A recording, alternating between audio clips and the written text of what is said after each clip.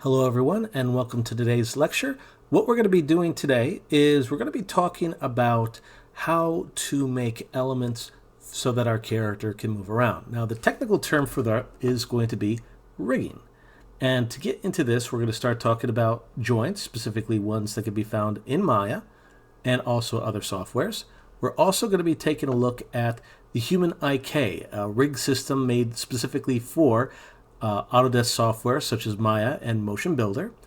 And we're going to go into a bit of skinning, which is the process that basically makes it so that the joints that we're going to be making can also work with moving the actual meshes themselves, make them bend if necessary, and so on. Now, this is going to take a little bit of time, so this is going to be one of those assignments that I'm going to be giving you quite a bit of time to work with. If you take a look at the bottom of this area, you'll see that it's going to be a 2-week assignment. But I definitely would not wait till the last minute to do it, as it can take time, particularly the skinning part, but we'll get into those. So the main elements we're going to get into is an intro to joints, which is going to be with this video. We're going to talk a little bit about the HumanIK. We're going to be putting the joints inside the body. We're going to get some extra joints when necessary.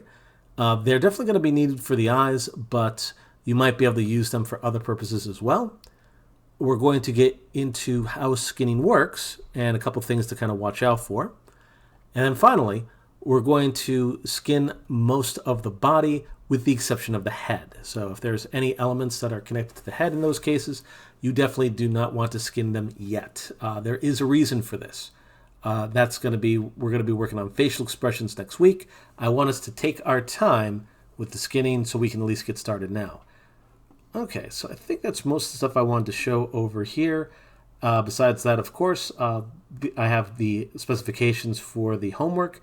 Basically, it's going to be the joints placed inside the body and basically the skinning itself. And by the end of this video series, you should have a good idea on what exactly we need to do to basically make this happen and how to be able to do this yourselves.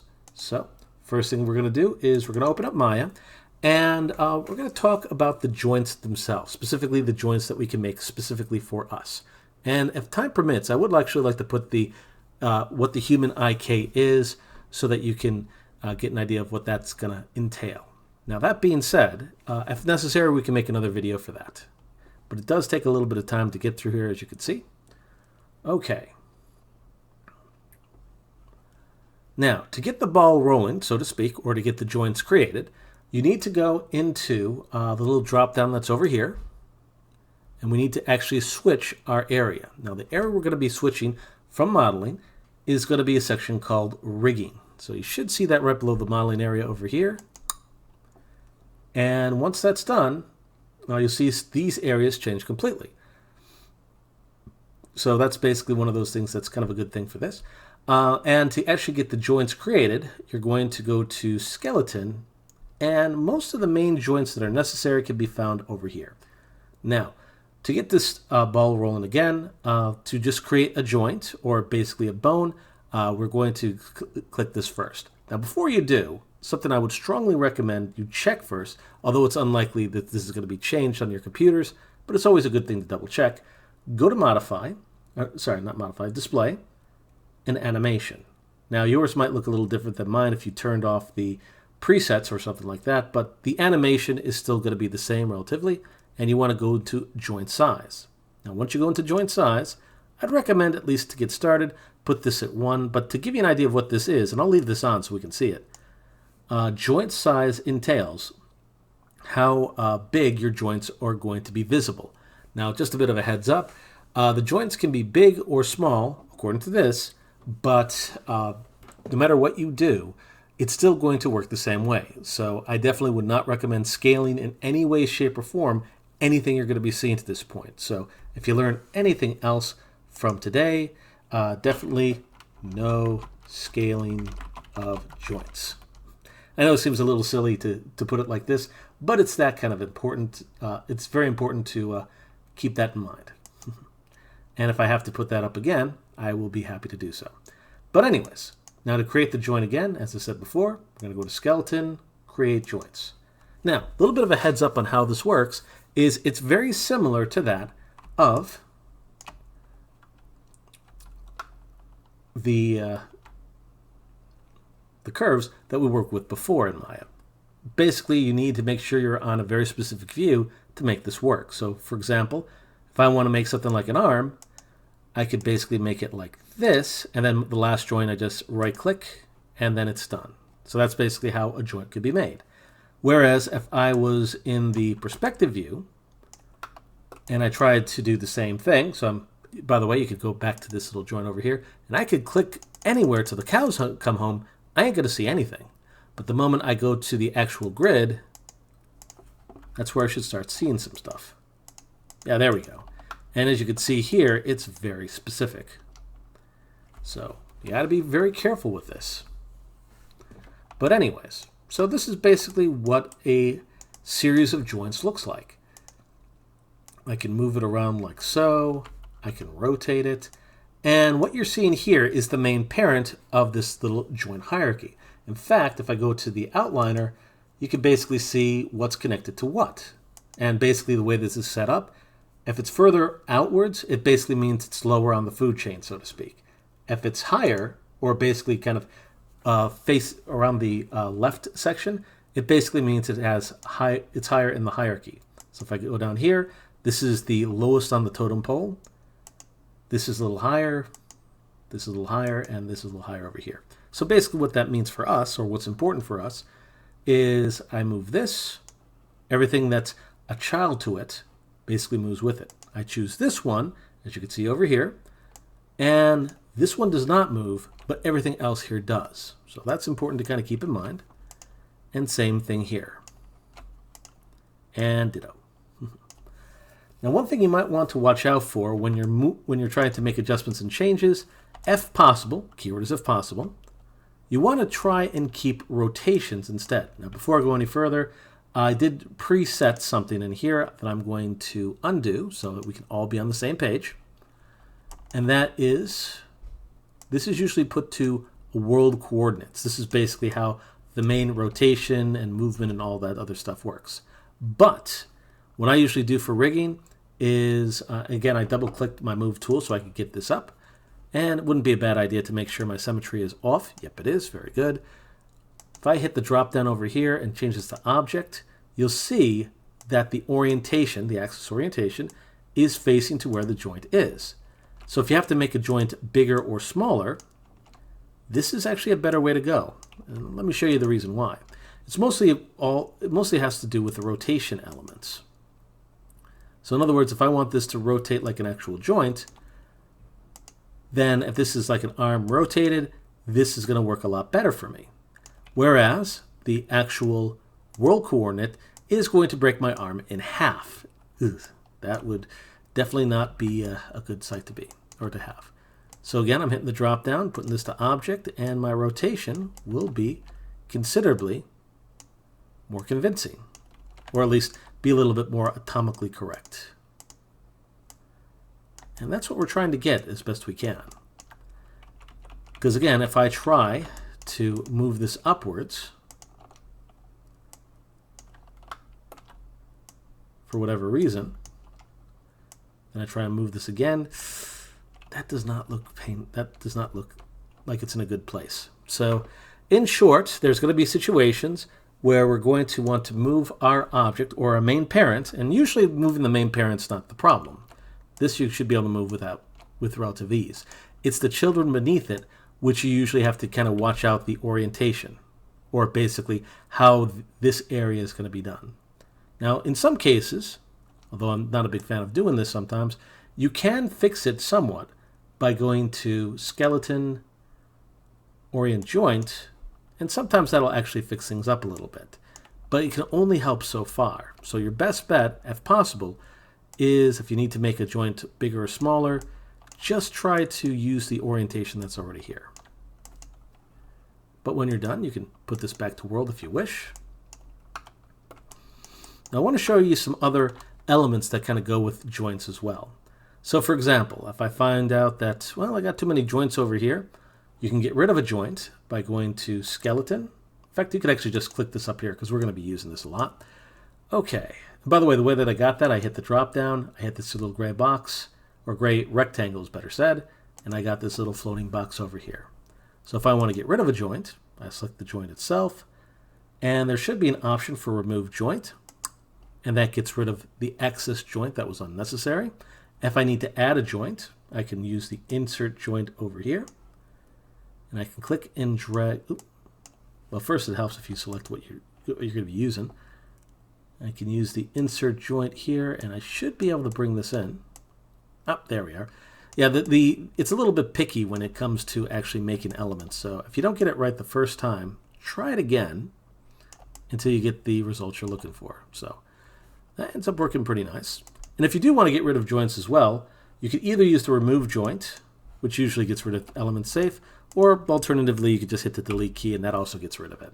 Not quite as safely though, so that's why I'm usually not a big fan of recommending that. But again, sometimes you get some good results from these. So these are going to be the several options that are going to be useful for you. Create joints, insert joints, remove joints, and potentially orient joints, which again basically fixes the orientation. But one other one that can be helpful, particularly when you have extra joints required, I'm going to put this back to world for a second, is the mirror joints. Now you might want to get the settings box out for this. Now if you're basically going from the front view, which is what I did over here, and you want it to go to the other side immediately, the mirror axis you're going to be changing is going to be what's called the YZ. So basically it's not going to go to the Y area, it's not going to go to the Z area, it's going to go across to the other side. And if you select the main joint over here, with this selected, if I hit apply, it'll go to the other side immediately. This is one of the reasons why I was very specific to make your model directly in the center as best you can. Because again, if you're going to be making this model, when you do the mirror, it's going to be doing the mirror right in the middle over here. So I'll show you that one more time. You select the main parent, and that's the only one you need. You'll notice that all these other areas get selected, but in all honesty, it's just the one, but it does move everything else.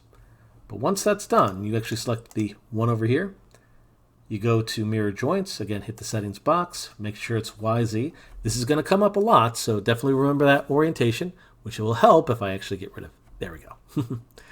The mouse was actually covering that up, so I do apologize. But I'm going to hit apply here, and it goes over to the other side immediately. But again, if your model isn't dead in the center, that's going to make that process considerably more difficult.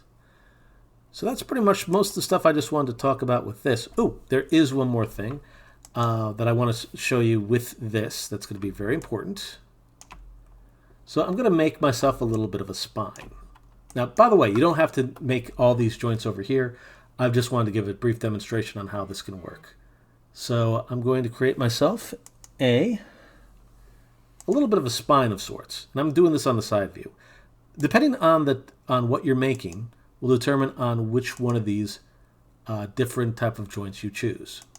And again, to stop the joints from being made, you right click and that ends the whole thing. I would not recommend right clicking in the last spot you want to make. If you click in over here, if you clicked over here and that was the last joint, you still have to right click. So it's a little bit tricky sometimes to basically get the look that you want. But as you saw from here, and I'm going to show that one more time, if I make my joints basically 1, 2, 3, 4, and the fifth is where we want to stop, let's say that, then I would right click here to end the whole thing. Okay.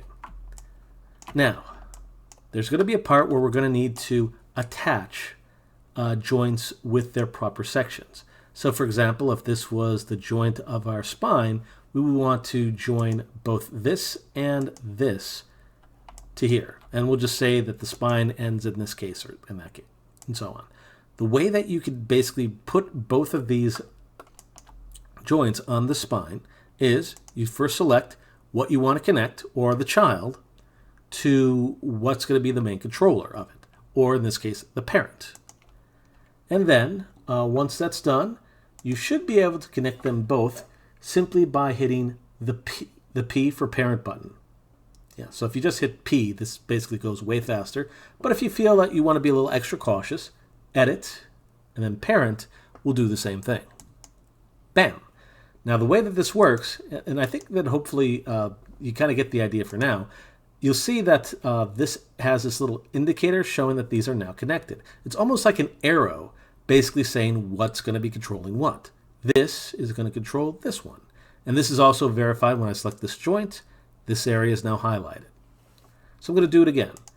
First you select the controllee or the child, and then you chose the controller or parent. Once again, edit, parent, and bam. That's pretty much the long and short of it. So when I select my main center of mass or my main controller for everything, that selects everything over here. I can use the rotation to rotate these areas.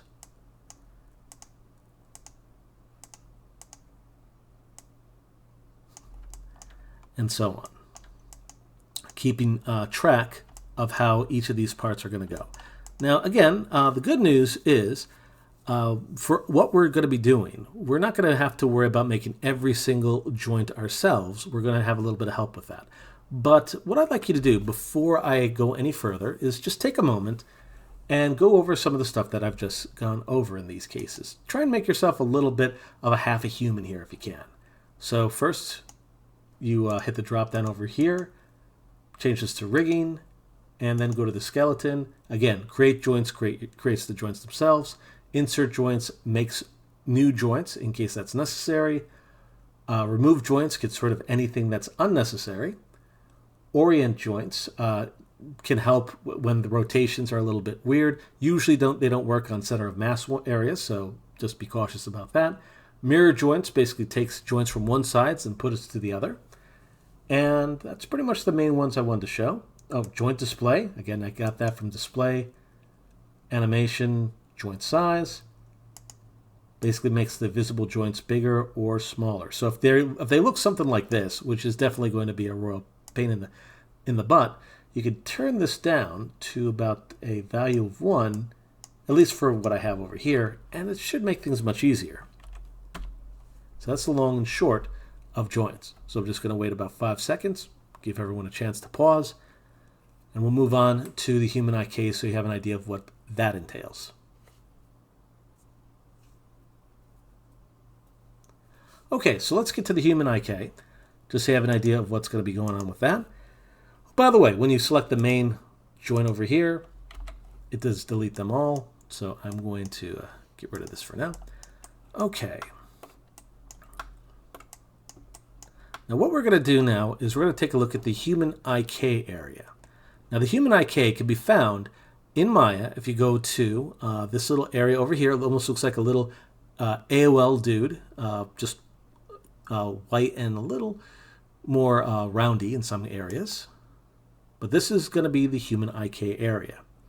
Now once you're here, you're going to be given a couple options. And the purpose of this, and this is something I just wanted to mention right now, is to create a basic skeleton that not only is not too bad of a skeleton for first-timers to use, but also is professionally used as well. Know for a fact they've used this for a couple of video games, and even the Avatar movie. Not to be confused with The Last Airbender, just the regular Avatar movie. So it's definitely one that can and is used. Now to get the process started, you go to Create Skeleton, and it's probably going to be a pretty big skeleton here. Yep, there we are. And that's okay. So the joints come out pretty easy to see, and so on. Now, important safety tips. You're probably going to have to either shrink, when it gets to the point, you can use the character scale to make your element bigger or smaller. So if I put this at a 0.5, that should make this smaller like so. But don't go too crazy with that if you can help it. Now, before you move or change anything, there's a couple things that would be a wise decision to do would be the following. Figure out how many spines you need. Just a bit of a heads up. You're probably only going to need 3 for what we're doing. When it comes to the neck, you really only need 1 neck joint, 1 head joint.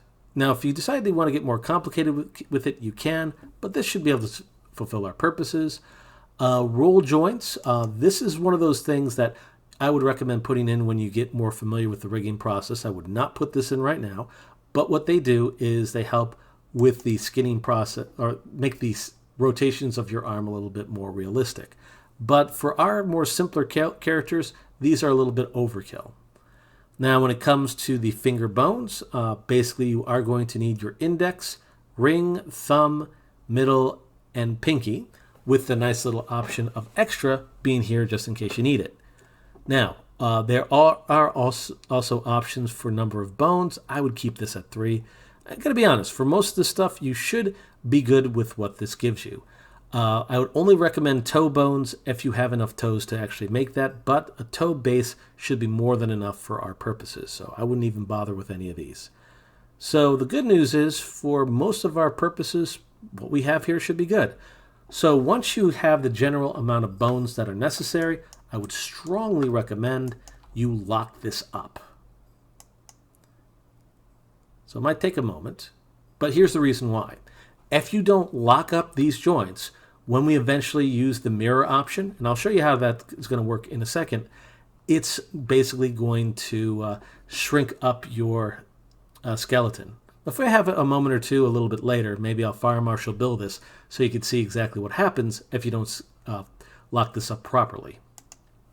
So anyway, but the nice thing about this is when you have actually all the joints you need, all you should need to do is basically take the areas that we have over here and just rotate them, maybe potentially move a couple elements. By the way, if you have an area, like for example, that's a knee, try to avoid actually moving side to side. So for example, I can move this area forward like this and this area back a little bit, but if I try and move this to the side, it's going to have problems with bending. So try to avoid that if possible.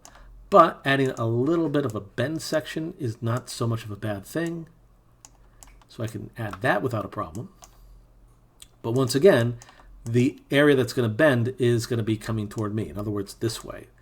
So if I move this down like that, it's going to have problems with rotations later potentially. So you got to be careful. But again, this area over here, you can basically move however you want to. These areas over here, you can move them back a little bit, but don't go side to side if you can help it. And this is the actual neck. Again, you can move this up and back where you need it to be. And this is actually going to be the skull. Now, the good news about this is you don't need to make any of these bigger or smaller when we get to the part with the skinning. It should be able to do quite a few calculations itself. So that's just something to consider at these situations. But the moment you actually have these put in, and hopefully you did lock this before we did this, you should just need to hit the little mirror option that's over here. And that's why I did these ones first. Might take a second, but it will get the job done.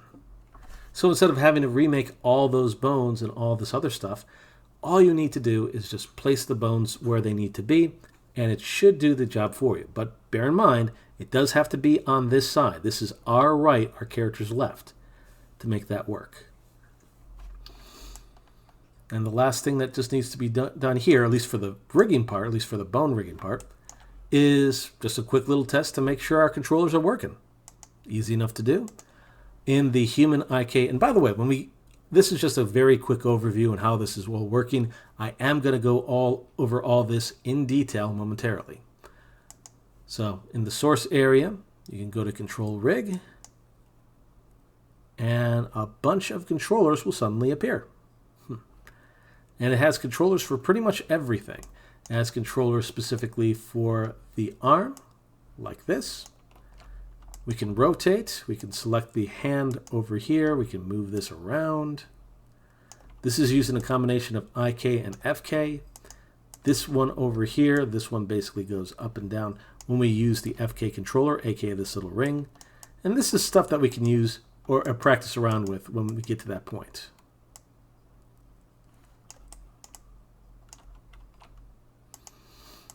So I'm not too concerned yet, but I just wanted to take a moment to show this off. And hopefully this looks a little familiar, actually.